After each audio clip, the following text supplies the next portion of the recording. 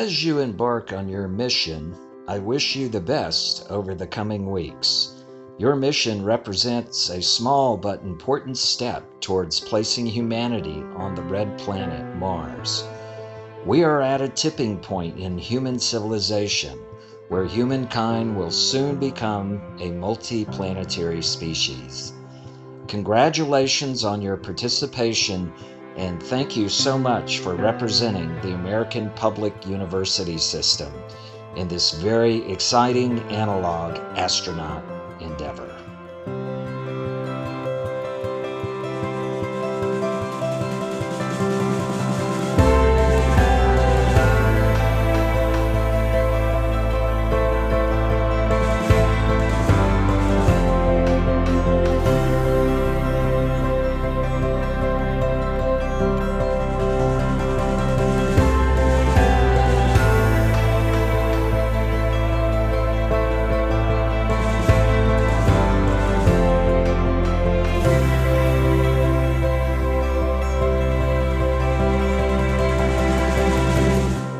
My message for you today is to just be happy.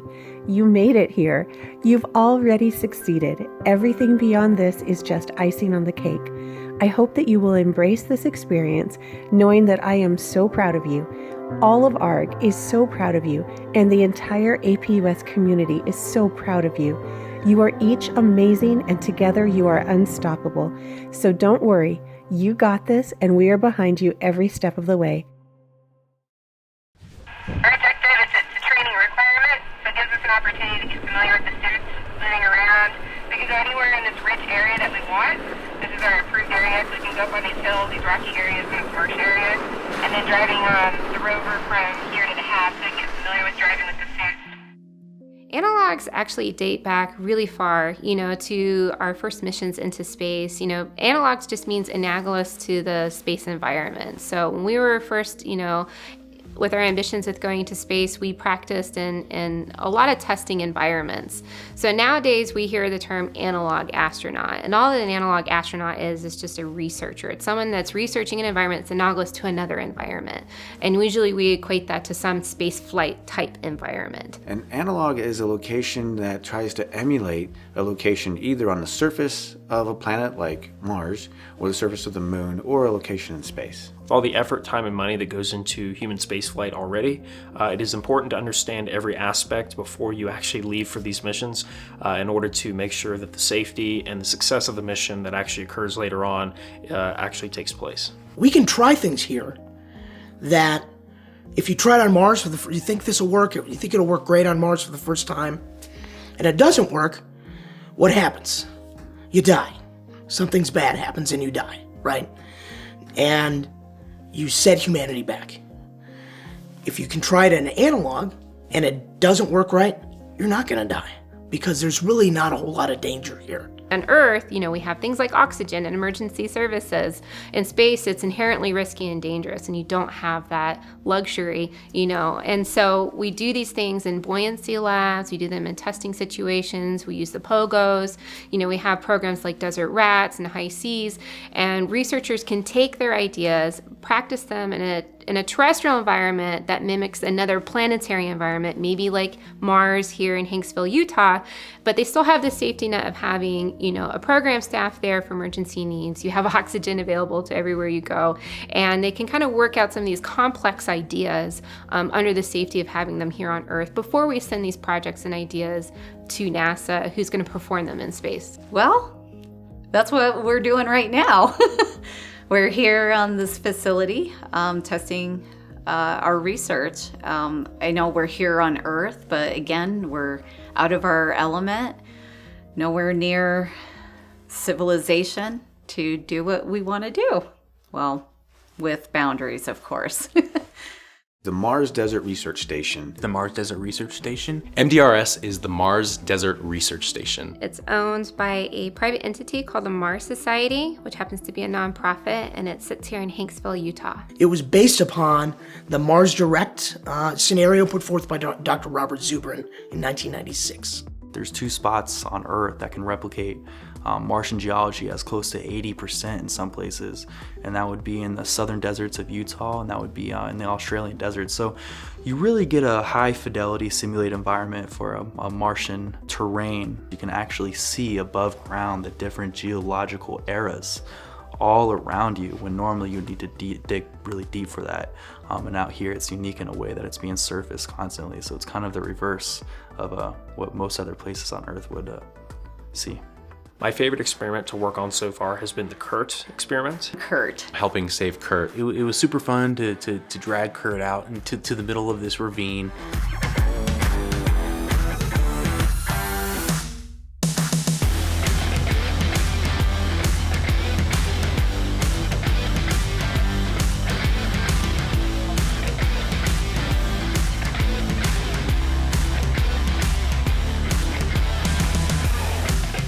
When you're placed in a setting like that, you never know what could happen, and you may have to carry a fellow crewmate. And going through a rescue scenario and utilizing this safety vest device that she's developed. My name is Sarah Guthrie, and I'm the commander of Crew 274. So we're working on a system of devices that will be integrated into the hard upper torso of a spacesuit. So part of Artemis's concept of operations for Artemis's Phase 1 for the lunar surface activities is there's a requirement for contingency operations that they need to have some type of proper suit interface. So what I've been looking at over the past few analogs is how can we support that requirement. So we have a kinetic utilization research tool that we aptly named Kurt. He is our astronaut dummy that we use for incapacitation to simulate that scenario. And then over the past 3 analogs, I've kind of evolved and engineered my own vest with modular handles that are fixed onto them that would represent the hard upper torso having like a rescue handlebar. And hopefully that concept could be adapted into future suit designs, that if you had an incapacitated astronaut on the lunar surface, that you would be able to pick them up properly without compromising the spacesuit system and the personal life support systems. Given the facts that, right now current spacesuits are about 300 pounds in Earth weight, and say you put an average male in there between 175 and 195 pounds, you're looking at anywhere between 82 to 100 pounds of weight just laying on the lunar surface. So we want to be able to assist astronauts who are wearing pressurized suits to be able to pick up their fellow astronaut off of the ground, put them into a medical device, maybe a medical sled, put them on a pressurized rover, and then bring them back to the habitat safely, especially when seconds count between life and death. If you are a crew of 2 going EVA from a lander on the moon, and one of you gets hurt, how does the other one help the injured crew member get back to the lander safely? And that's a real challenge when you're in a heavy suit. He's heavy. So I'm glad I had my little water thing from one of the other crewmates, because I think that was almost gone. For me, I challenged myself personally to see how fast I could save the guy, right? And so that you were by far the fastest.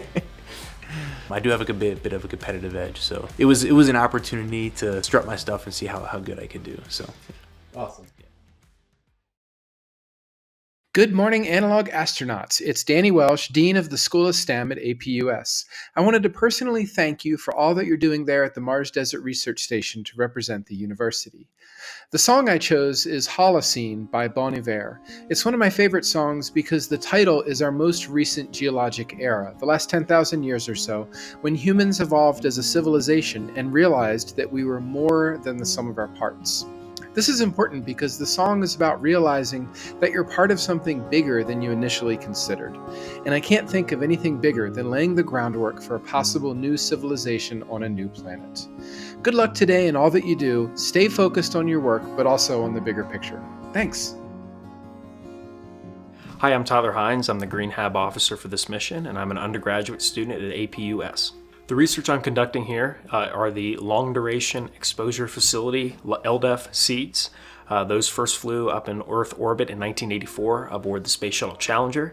They were only planned to be up there for a handful of years at least, but unfortunately due to the Challenger incident in 1986, they were left in orbit much longer than anticipated, and they returned back to Earth on the Space Shuttle Columbia in 1990. The deployment of LDEF, NASA's Long Duration Exposure Facility, took place in April of 1984. It would become one of NASA's most successful satellites. For 5.5 years, LDEF would carry 57 experiments in 86 trays mounted on its exterior. The most publicized experiment is SEEDS, which offers a wide variety of opportunities for student experiments. 12.5 million seed packages were distributed to upper elementary through university-level students. My specific study is to take those seeds. I've had the fortunate opportunity to get a hold of some in pristine condition and certified as they are, and to basically see how they're going to germinate, not only after their long exposure to space and 6 years in orbit, but also how they would germinate in simulated Martian regolith and how that can be applied to future manned flights to Mars. The initial germination of these seeds soon after, roughly a year after they returned in 1991, they were shown to germinate in regular Earth soil, but other than that, there have been no, at least what we've seen so far, public documents or anything of the sort of a study that has shown that they've actually germinated not only long after this study was conducted, but in simulated Martian regolith already. So the simulant that I'm using is from Exolith Labs down at the University of Central Florida. They are a major supplier for any type of simulant, soil, lunar and or Martian, and some asteroid that they have used. Basically, I'm using the best type of simulant on the market to enact the best type of high fidelity Martian environment possible. So far, initial phases of the growth were not as much as I had anticipated. Honestly, I was only expecting any type of growth near the end of the mission, but surprisingly enough, at around 9 o'clock in the morning on Sol 6, I went out to do my daily measurements and reports and noticed that one of the seeds actually was germinating, which was a major surprise, and it was a huge step forward in the entire research project itself and just general progress as it was. An expected trip to Mars is going to take roughly 3 years to the surface and back. Given the fact that these seeds were in orbit double that amount of time, exposed to the space environment, exposed to the high radiation that is dealt with in space. Other than that, also the return to shelf life that they've been sitting around for decades on end before they were actually put into place to germinate. The fact that these have gone through all of that and they are now germinating is a huge step forward in the durability and the progress to actually take high nutrient type of vegetation or seeds off to Mars for a crewed flight. There are a lot of challenges in being an analog astronaut. I think one of them is you just have to take a step back and be humble and kind of accept a few facts. One, that you may not be able to achieve all of your science, and that sometimes failure is a part of the learning process. And failure comes in a lot of different ways. It can be interpersonal failures, communication failures, it could be scientific failures, it could be equipment failures. So I think having the perspective of kind of managing those expectations early on will kind of help you overcome, any of those challenges or difficulties that you'll have as an analog astronaut. One of the hardest things about being an analog astronaut is creating and maintaining that frame of mind that you are not on Earth, that you're in another location. Put yourself in the shoes of an astronaut. How would that astronaut feel? What would they be worried about? What are they not worried about throughout every day? And it is really tricky because you have a lot of other things on your mind that an astronaut probably doesn't when they're millions of miles away from Earth. So that is hard to do, but you do that to the best of your ability to get the most out of every experience. Because if you don't get in that frame of mind, if you keep thinking about your terrestrial concerns and worries, you're not going to get the full benefit of the mission. You are always very, very busy. So not only you can do it conducting your own research, you're usually doing other research. And often that other research sometimes it requires an EVA, sometimes it requires you to help and work with your crewmates. And I'm not saying that's a bad thing, but it can be difficult scheduling properly. Dealing with the mission control can sometimes be frustrating. When I was mission commander of ARG-3, I got in a couple arguments with the mission control over just some very little teeny tiny things. We worked it out, but it was pretty ridiculous. But arguments happen, That was probably one of the most realistic things about the analog is that support or mission control and the astronauts are never going to see eye to eye. They're always going to be task saturated. Yeah, the hardest thing at Mars Desert Research Station is just communicating with Mission Control. I mean, it's a private entity, the Mars Society. They have their own way of doing things, and they expect, you to totally conform to that in a short amount of time. I have a lot of experience being a mission flight controller for the International Space Station. That's how I started my career. And I know how ground interacts with crew on the International Space Station. I know how the crew on the space station interact with ground. Mars Society has their own processes, their own procedures for how that interaction occurs. And so it was some adjustment period for me to understand how they do that communication and what the expectations are. One thing I found here was trying to maintain SIM in the middle of your research if you're out in the field on an EVA. There are multiple passerby cars here, tourists who are really interested in MDRS and what's happening here. During one of the EVAs for my research, there was a man and his dog that approached my safety team.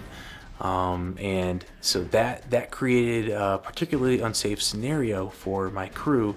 Thankfully, that was settled on its own. Thankfully, it did not get any worse than it could have gotten.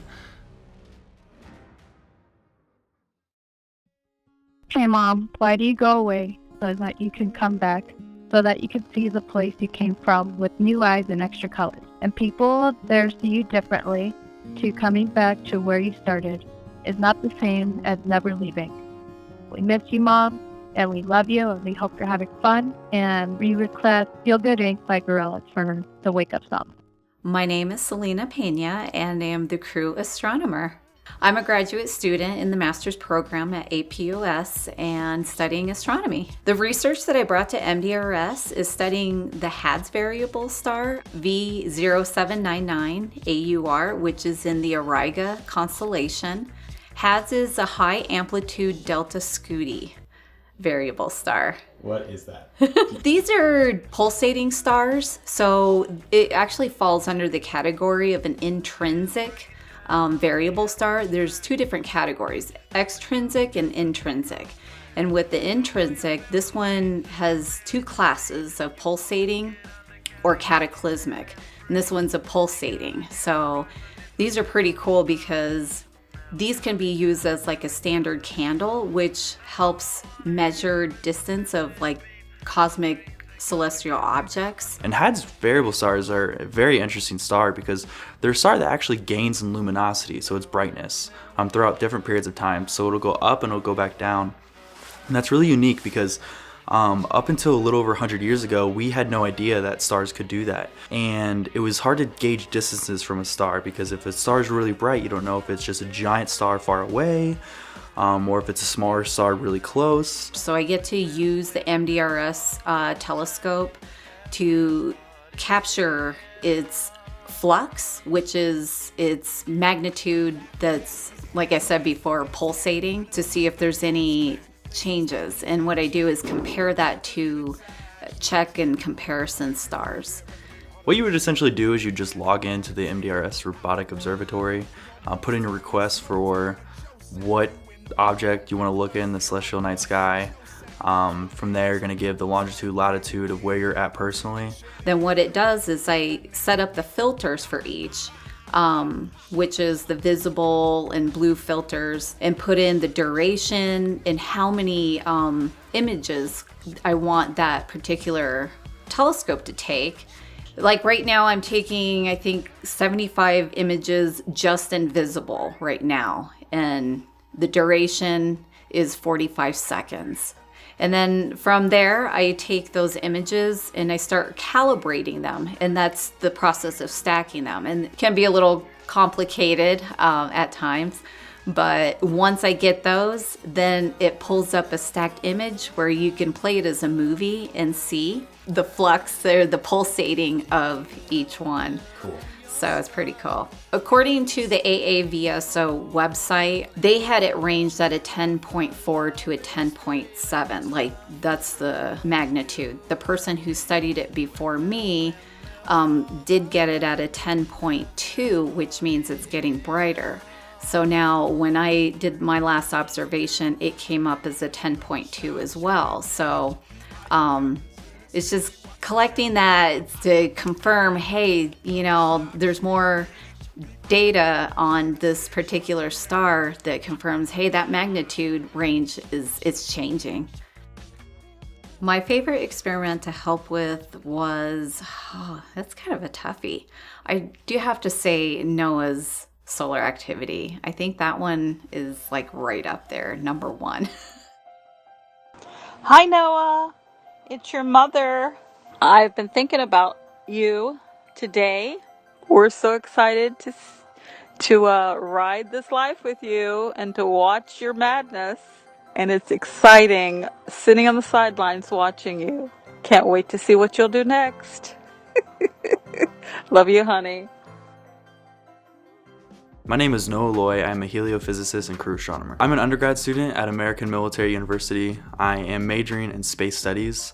I'm also a civil engineering student at the University of Colorado at Denver. The heliophysics research at Mars Desert Research Station allows us to look at a lot of different solar features on the sun's surface right from the Earth, and it looks right through atmospheric phenomena, so you don't need a space-based telescope to actually see solar prominences, which is really hard to do with most Earth-based astronomy and most Earth-based observatories. So a solar flare would essentially just be a buildup of energy in the sun's upper atmosphere called the chromosphere, and then it bursts out in electromagnetic waves and solar flares, and that would be a prominence. So we're looking for all the detailed surface phenomena that we can catch here with the MDRS telescope that tells us a lot about the peak of solar cycle 25, which we're in right now.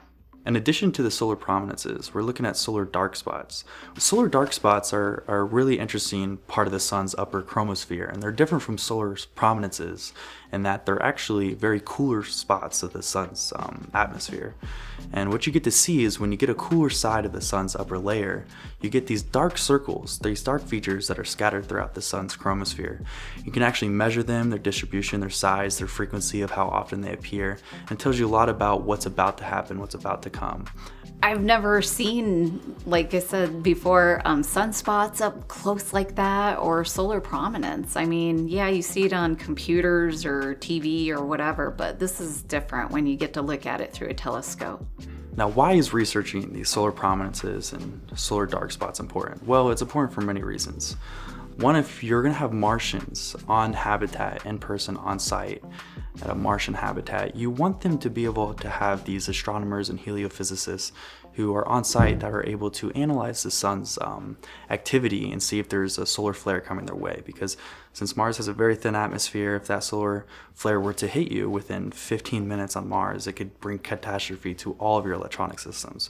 And since you're vulnerable to supply drops, etc., you really need to be able to prevent anything from a solar flare happening. So the Martian surface is extremely vulnerable, and if you're depending on mission control for that and you don't have someone on site, that could be a very dangerous place to be. AARG is the APUS Analog Research Group. It is a student-led organization at an online university, American Public University System. That's the organization that really supported us coming out and to do this mission. It's made up of students, faculty, alumni, all people who are enthusiastic about analogs and performing research with them. We're an extracurricular organization under the APUS chapter of the American Institute of Aeronautics and Astronautics. And a great thing about APUS is it encompasses American Public University and American Military University, which in and of themselves have a broad scope of experience in the civilian sector and the military sector. It's a very unique school in that way.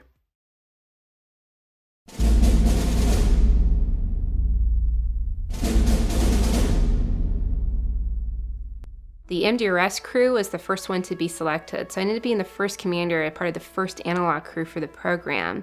But because MDRS is very busy and because of the COVID and the pandemic, the first deployed analog program mission that we had ended up being in fall of 21, and that was to the University of North Dakota's ILMA, in which my crewmate Bill O'Hara was the commander for, who's a very experienced analog astronaut.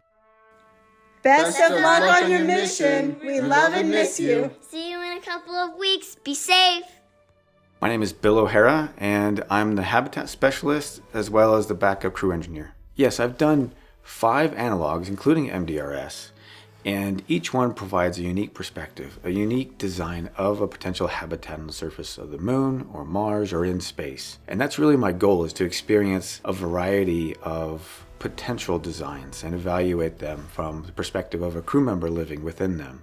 So I've been a crew member on Hera, located at Johnson Space Center. I've been a crew member at High Seas, located in Hawaii. I've been a crew member in a mission at ILMA, located at the University of North Dakota. I've been a crew member at the Hot Mars Project Research Station in the Canadian Arctic, and now here in the Mars Desert Research Station in Utah. I work at Blue Origin, and I specialize in lunar surface habitats. Blue Origin is interested in going into space for the benefit of Earth. And part of that path is building an infrastructure on the moon. And to have infrastructure, you need habitats. At MDRS, I'm studying the habitat architecture from the point of view of a crew member living within it, working, eating, sleeping within the spaces provided here. In the design process for a habitat, we have several tools. And some of those tools are simulations and mock-ups. And you do simulations for maybe a few hours or a day, and you might perform some evaluations in a mock-up for a few hours or a day.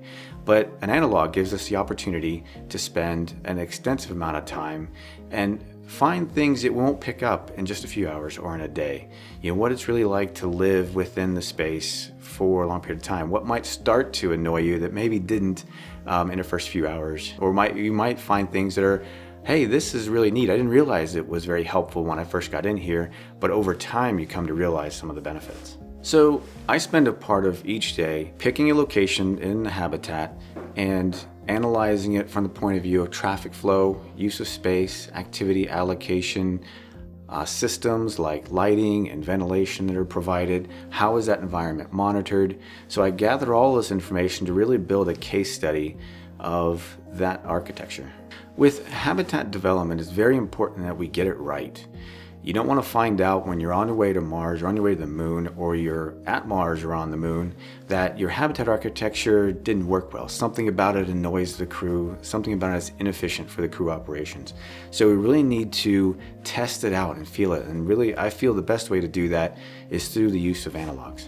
All the experiments were actually super fun because coming from a communications and journalist background, I don't get a lot of opportunities to do research. So this was the first time where I actually got to do real research. I got to see the chromosphere for the first time. I got to see sunspots through an actual solar telescope for the first time. That was really cool. I watched a real-life astronomer stack images and process them. That was actually really, really cool. And I think that the coolest one, although, you know, helping save Kurt was really, really fun, I think the coolest one to be a part of was Nick's study.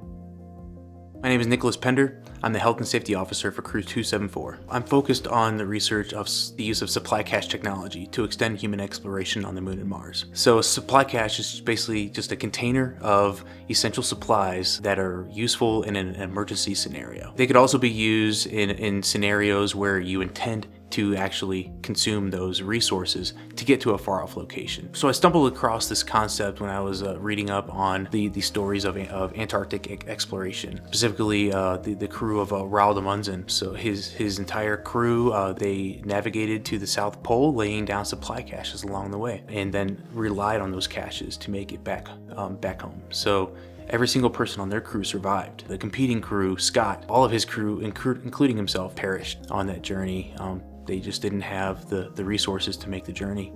So my background is in logistics planning in the Air Force. How can we apply concepts pertaining to logistics in the field of space exploration? And that's really what I was trying to do, was cross these two fields, an area that I'm familiar with and an area that I'm passionate about, and just bring those two together. And this supply cache network concept is what I came up with for the moon and Mars. So the ultimate goal was to establish a supply cache that would be used in an emergency scenario where we go on in this case, a 3-hour hike. The cache is 2 hiking hours from the habitat. And we have to rely on that cache because we only carry 2 hours of supplies on our person. And that cache is necessary to get us that final leg back to the hab. So this whole experiment was to demonstrate the use case of a supply cache in this situation. I've dubbed the cache EVAC-1, which stands for Extended EVA Cache 1. The cache is essentially a cooler that's been modified to hold in heat and to produce heat as well. So it has in it a 2,000 watt battery that is charged by two 100-watt solar panels. Basically creating this cache that's able to be powered and stay heated throughout the frigid night really got me to start thinking about, okay, these are things that we need to work through on the moon and Mars. So I think of this as a good first step in what will be many to come in getting supply caches to be fully utilized and appreciated on human exploration missions. So the first EVA was to establish a baseline, a 30-minute baseline, I should say, of how far can we travel and how fast in that amount in 30 minutes. So with that information, we were able to get an idea where to place the supply cache at. The follow-up to that was actually placing the cache out in the field. That day, like we got all of the supplies together, got the crew together. It was a crew of 4. Once we were out of the habitat, we got into our rovers and navigated south on Cowdung Road until we hit what was essentially the 2-hour hiking distance from the cache. Technically, we placed the cache 1 hiking hour from the base. We were forced to do that due to constraints imposed on us by Mission Control. He had it all planned out, but because of the safety concerns that Mission Control had, he had to change everything on the fly every single night. So every night we would submit a request or a report to mission support, and then they would give us back feedback saying, hey, that looks good to go, or hey, we have some safety concerns, maybe you should do this instead. And there are parts of this campus that don't have very good comms, so they said, hey Nick, your original route won't work very well, you have to do this route instead because it has better comms, or we think it's safer, or this, that, and the other. And every single night, Nick had this full experiment laid out, and every night he basically had to reinvent every EVA. So once we got to the location to deploy the cache, we unloaded, got it where it needs to be, everyone whipped into action. Like, everyone knew what they were doing. We got the solar panel set up, all of the cords plugged in, and then immediately just started taking readings. The follow-up EVA was to go back out to the cache and to basically collect data on the cache. So we're collecting temperature readings, power consumption readings, also checking up on the overall wellness of the cache. Is it all in one piece still? Are the solar panels doing okay? Really, what was most important about that EVA was to determine whether or not the cache can function on its own and can be relied upon in the next scenario, right? So we need that cache to work because we need liquid water on that next EVA. This EVA proved that the cache is reliable and prepared us for the next step of the research. We can consider this next EVA as the climax of the study, right? Because we have the cache in the field, and now is time to play through the scenario of depending on a supply cache to get home in an analog environment, which I don't think has ever been done before. For this EVA, we started out from the hab on foot. We had a safety crew traveling along with us in a rover just to make sure that we are still healthy, our situation is safe. They provided us just that extra layer of safety should anything happen, because it was a bit more of a strenuous, lengthy EVA than is typical here at MDRS. Hiking out to the cache, it's about as much as you could expect of any hike, except it was just on a road. So something I should have expected was that we began moving faster than what my estimates were for the rough terrain measurements that we took earlier. We were given the constraint of having to travel along a road due to safety concerns from Mission Control. So understandably, our pace was a bit quicker than if we had gone over rough terrain. So we got to the cache in under an hour. I think it was like 45 minutes or so. From there, we still collected the supplies that we needed for the next leg. Once we stopped at the supply cache, we continued on for another 30 minutes, which equated to about a mile. From there, we turned around and made our way back towards the cache. However, in this scenario, that cache is not actually where we laid it down at because we already stopped there. So we proceeded beyond the cache, continuing to consume our water, our gel packs every 30 minutes or so. To wrap up that EVA, we did make it back safely, consumed the amount of resources I planned on us consuming, and yeah, it was a great EVA. Went off mostly without a hitch. The EVA following the long hike was a resupply mission. Part of this research is not just showing the use case of a supply cache, but demonstrating the ability to sustain that function in the field. So the final EVA, which we conducted today, was to redeploy the cache back to the MDRS habitat. In layman's terms, redeploy just means to bring it back home, right? So I know it's a term we use in the military when you're moving a force from one point to another or back to its home base. So we redeployed the cache back to the hab, and already today I'm collecting lots of data on temperature and power that had accumulated over the period of time that it was sitting out in the field. Hello, Landronauts. We're so proud of you, Uncle Lex and crew. Love you. My name is Alexis Joseph Lojek. I go by Lex. My call sign's Kepler on this mission. I'm the crew engineer for Crew 274.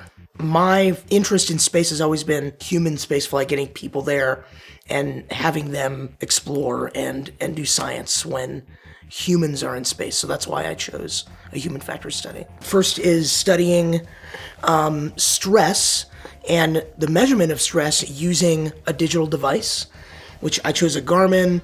There are a whole bunch around there that measure stress based on what's called heart rate variability. So if you're like really, really, really focused on something, you're high stress, the time between heartbeats steadies. So it'll be bump, same time, bump, same time. When you're relaxed, your heart rate variability actually changes. So it'll be bump, one amount of time, bump, different amount of time, bump, different amount of time. And it's just an indicator, but it can show you to be more relaxed. It's actually kind of interesting. That's backwards from what I would think. It is backwards from what you would think, but it's what the research shows. My second part of this study is a potential mitigation technique, and that's focused breathing. Many people call it meditation. Some people call it meditation-based therapy. I'm not a therapist, but I felt like if you can help bring someone's stress level, human factors, a human astronaut in space, say they're going on a mission to an asteroid to study it for the first time, or they're on their way to Mars. You have a 9-month journey, 8-9-month journey to Mars. And they're sitting there between the planets, and they're getting further away from their friends, their family, anybody they've ever known. They're further away than any human has ever been.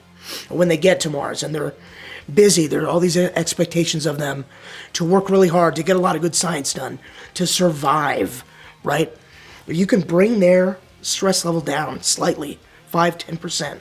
Can that help them make the right decision at the right time, or not be as freaked out when something crazy happens and be able to react better? That's the way I see it.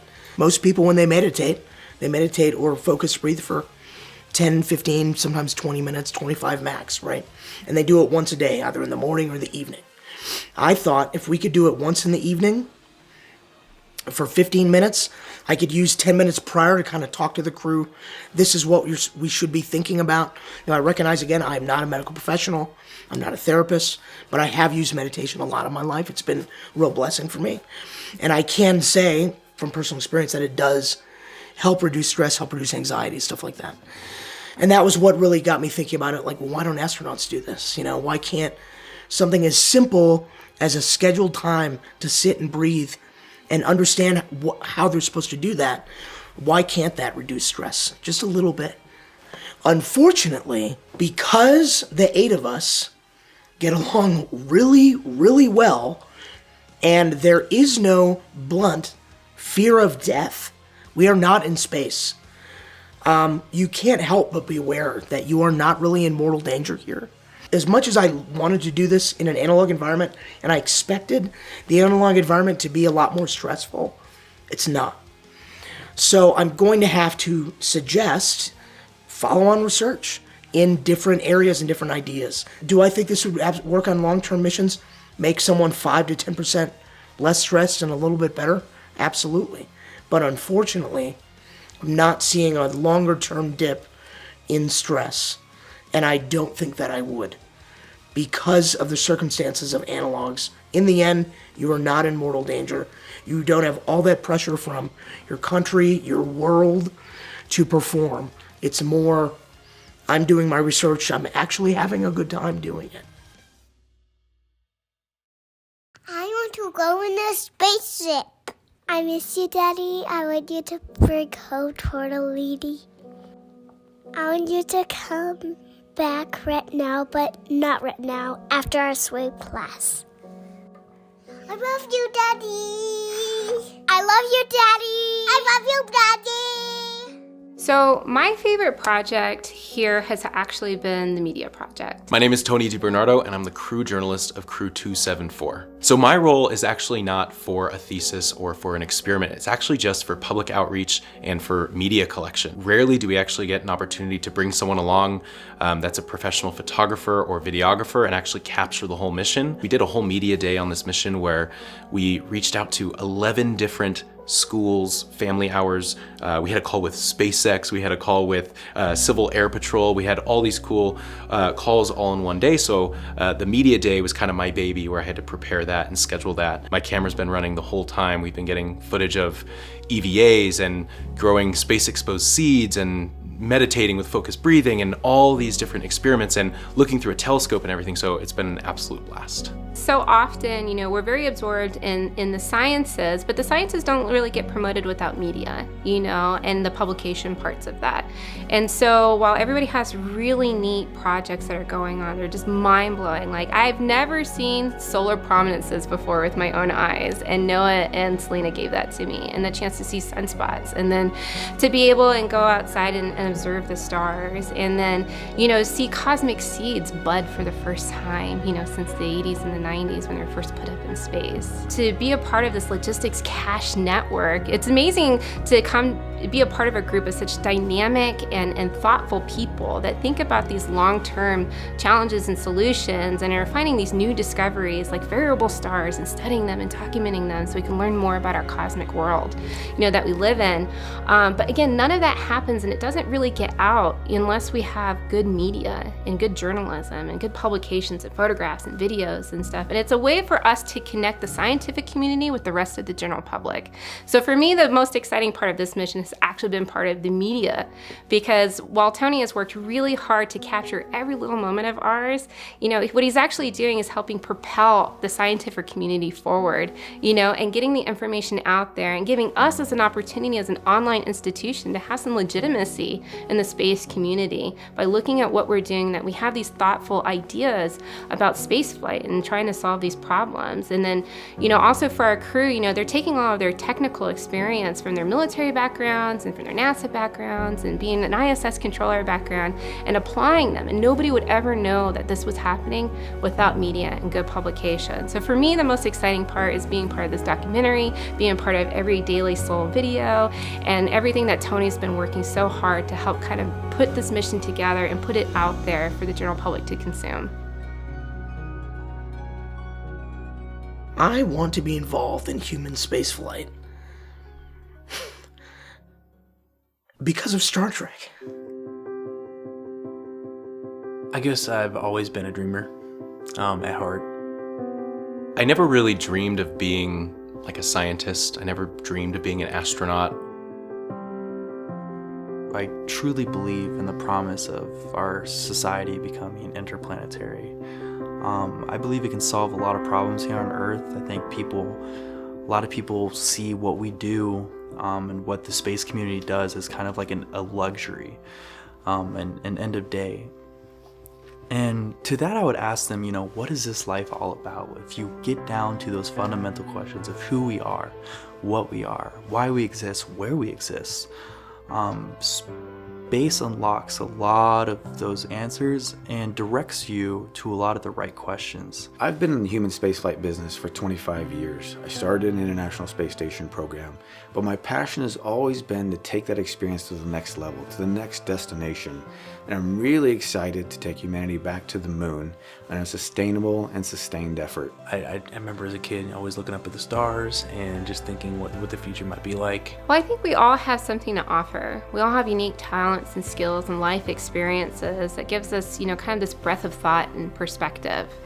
And everybody has an idea, in a way to contribute to that larger goal for humanity's exploration. For me personally, as a little kid, I always wanted to be an astronaut, but it wasn't something that was necessarily in the cards for me. It was more of like an ambition of mine. I didn't know if it was really a reachable goal. And so the natural progression for me was to join the military. To say that human spaceflight is not important or is a waste of money to me, it doesn't make sense, because I want to help humanity move forward. and to provide a better way of life for the people on Earth through what we do in space. It didn't make sense for me to go to Iraq. It didn't really make a lot of sense for me to go to Afghanistan or deploy to the South Pacific, but I had those experiences. So later in my life, when I came to this, what would be now my last duty station at the end of my career, you know, my dear sweet boss took an interest in me and said, "What do you want to be when you grow up?" And I said, "I want to be an astronaut." And he's like, "Well, let's do that." And immediately it put a fire in my belly for me to go and change my degree plan and go and get my degree in space. And so these little moments where people took interest in me and I got into this space program or with the school, I met Terry Trevino. And Terry Trevino's like, "You want to be an astronaut? I have a program for you." And he got me into ARG. When I saw the Falcon Heavy launch, that really got me interested in SpaceX, right? So they were doing some really cool stuff that really, you know, that got me excited to think that there is a future in space, and I may be able to be a part of it someday. It'd be really cool. It really kind of made me sad that I didn't learn about it sooner, you know? And so in my last semester of college, I changed my major. I went back to a community college. I did all my calc and physics, and now I'm getting a master's in astronomy, which is really, really exciting. And so my skills and you know, what comes naturally to me is teaching and you know, spreading kind of the exciting stuff about space. And luckily I've had people in my life now that have made me realize that space needs those kind of people too. So my mission is to make sure that all those kids out there that haven't been exposed to space know that, you know, space is an option, space is for everybody, and, you know, you're not too stupid to study space. All these little experiences along the way kind of prepared me, I think, for this moment, you know, like going to combat and having those conflicts, which are kind of inherently dangerous and negative situations, gave me a perspective that I could apply those experiences to something that maybe might help save a life on the moon or in Mars. You know, we left a lot of people in Afghanistan, we left a lot of people in Iraq, and I don't want to leave anybody on the moon. And I don't want to leave anybody on Mars. And so I want to take those experiences, you know, of conflict and negativity and turn them into something positive. I want to take my service for my country and turn it into my service for humanity. And so that is why I'm here, and that's why I do this science here at MDRS.